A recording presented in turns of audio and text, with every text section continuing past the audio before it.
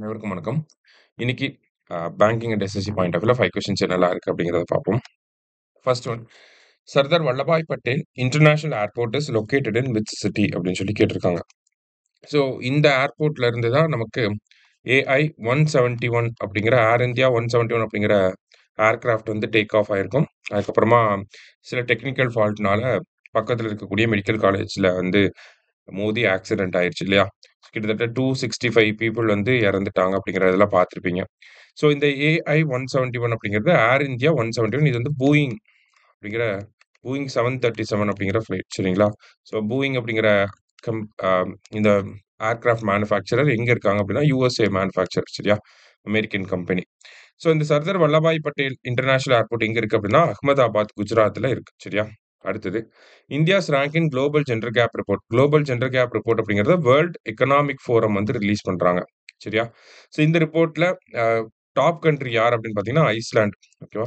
தொடர்ந்து 16த் டைமா பார்த்தீங்கன்னா, 16த் கன்சிக்யூட்டிவ் இயரா இவங்க தான் வந்து ஃபர்ஸ்ட் பிளேஸ்ல வந்து இருக்காங்க. சரியா?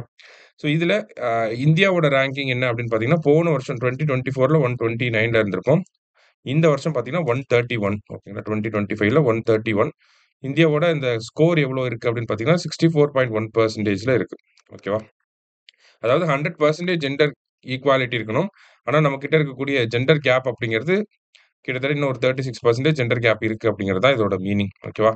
அதே மாரி education, economy, health and then political empowerment இத பேஸ் பண்ணி தான் இந்த ரிப்போர்ட் வந்து வெளியிடுறாங்க. சரியா? ஸோ 131 அப்படிங்கிறது தான் ஆன்சர். அடுத்தது centrally sponsored schemes are jointly funded by centre and state. Correct தான். The schemes fall under the state and concurrent list of the constitution and are implemented by states. இதுவும் correct தான். Centrally sponsored schemes அப்படின்னா central government 60% கொடுப்பாங்க, state government 40% வந்து கொடுப்பாங்க. ஓகேவா? எக்ஸாம்பிளுக்கு வந்து ஆயுஷ்மான் பாரத், சமக்ர சிக்ஷா அபியான். ஸோ இந்த மாதிரியான ஸ்கீம்ஸ்லாம் வந்து பார்த்தீங்கன்னா, நமக்கு ஹெல்த் அப்படிங்கிறது ஸ்டேட் லிஸ்ட்ல இருக்கு. எஜுகேஷன் அப்படிங்கிறது கன்கரண்ட் லிஸ்ட்ல இருக்கு. ஸோ இந்த மாதிரியான ஸ்கீம்ஸ் எல்லாமே சென்ட்ரலி ஸ்பான்சர்ட் ஸ்கீம்ஸ் அப்படின்னு சொல்லுவாங்க. 60-40 ரேஷியோல ஸ்பெண்ட் ஆகும். சரிங்களா? ஸோ 2மே கரெக்ட் ஸ்டேட்மெண்ட் தான்.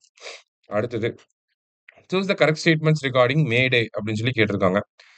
மே டே means a life threatening emergency requiring immediate help அப்படின்னு சொல்லி கொடுத்துருக்காங்க. கரெக்ட் தான். மே டே அப்படின்னு பார்த்தீங்கன்னா, எமர்ஜென்சி சிச்சுவேஷன் வேற எதுவுமே ஆல்டர்னேட்டிவ்ஸா இல்ல, எமர்ஜென்சி ஃப்ளைட் வந்து கிராஷ் ஆக போகுது, இல்ல வந்து ஷிப் வந்து சங்க் ஆக போகுது அப்படிங்கிற டைம்ல தான் இந்த மே டே கால் வந்து வரும். சரிங்களா?